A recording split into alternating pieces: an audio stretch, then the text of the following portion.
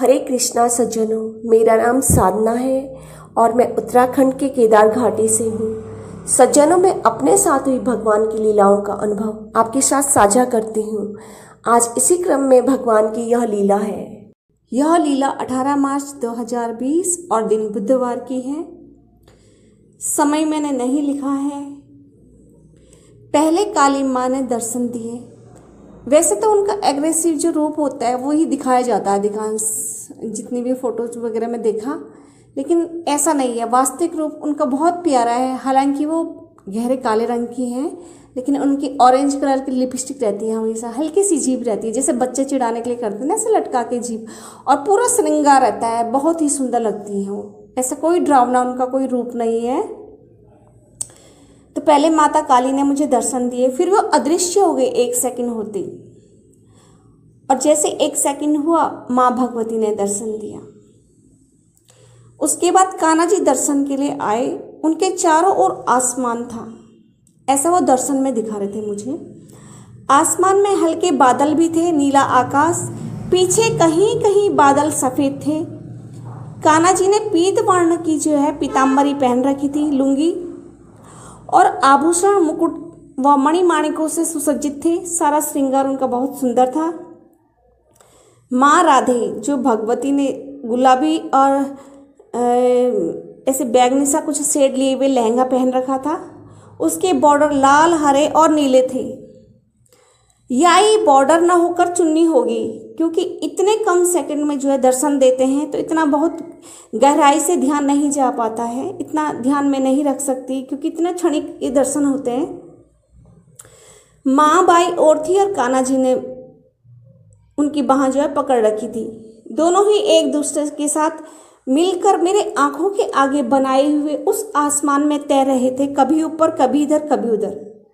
जैसे भगवान का नाम है ना गगन विहारी, बिहारी, वो विहार करते रहते, ऐसे विहार कर रहे थे वो आसमान में।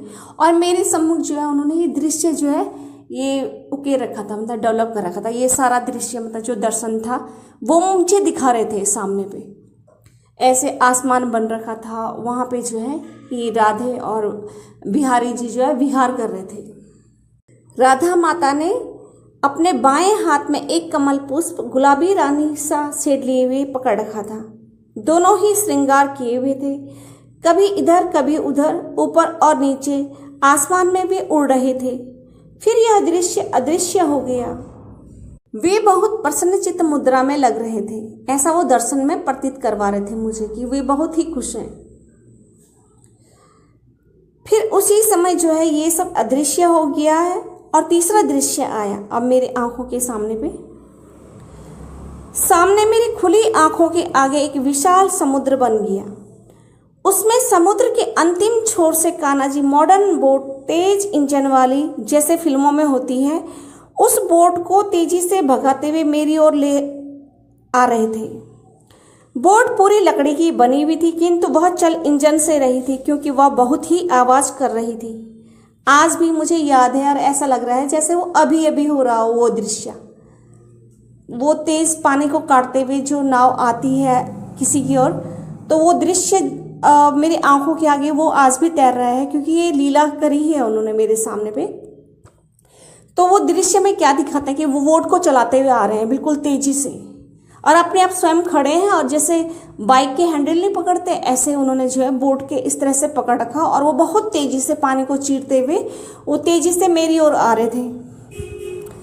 जैसे ही कान्हा जी मेरे पास पहुंचे कि मैंने शोर मचाना शुरू कर दिया। ऐसे ही दर्शन में मैं भी चिल्लाने लगी, स्वामी जी देखो, कान्हा जी बोट लेकर हमारी ओर आ रहे हैं, वो इधर ही आ रहे हैं।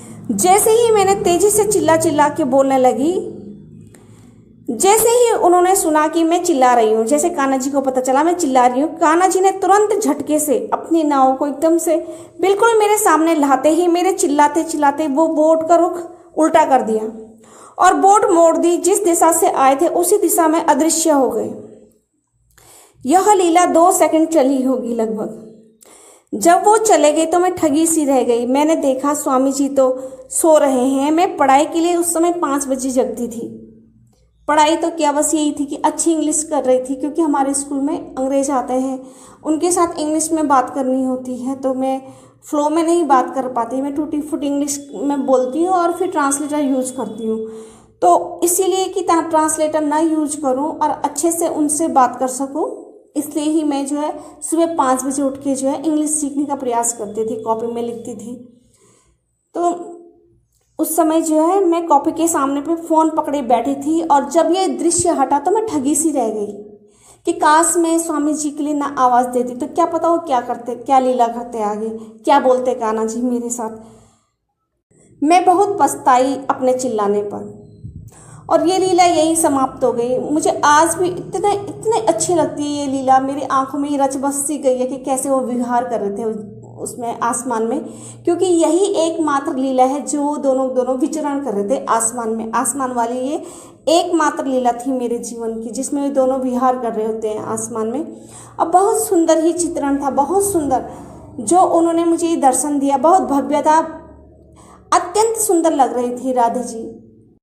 माता राधा जो है बहुत सुंदर लग रही थी, वे लहंगा पहने हुए थी और उनकी जो है जो उनके बॉर्डर थे रंग बिरंगे से वो बहुत सुंदर लग रहे थे, अत्यंत सुंदर लग रहे थे। और जो कलर मुझे बहुत पसंद है, ना मुझे पर्पल पसंद है ना मुझे पिंक ज़्यादा, लेकिन जो बीच का कलर होता है पिंक सा शेड लिए हुए पर्पल सा ऐसे कलर का उनका लगभग वो लहंगा पहन रखा था, जो कि मुझे सबसे अधिक पसंद है। जो कलर उसी कलर का उन्होंने लहंगा पहन रखा था और उनके बॉर्डर ऐसे रंग बिरंगे थे, लाल हरे नीले, तो वो बहुत सुंदर लग रही थी, अत्यंत ही सुंदर लग रही थी राधे जी। और कान्हा जी ने भी पीताम्बरी पहन रखी थी, मणिमाणिक्यों से सुसज्जित थे और वे एक साथ जैसे उनकी बाहें पकड़ रखी थी कान्हा जी ने, माता बाईं तरफ थी और वे हाथ में जो है पुष्प लिए हुए थे, तो वो तैर से रहे थे ऐसे करके, मतलब लंबाई में दिख रहे थे और हवा जैसी उनको कभी इधर ले जा रही है कभी उधर ले जा रही है, ऐसे ही वो दर्शन में दे रहे थे मुझे, अत्यंत ही सुंदर लगा। और बाद में मैं बहुत पछताई कि मैंने क्यों चिल्लाई, क्यों आवाज़ दी स्वामी जी को, और न जाने वो मुझसे क्या कहते आगे लीला में, पता नहीं क्या होता।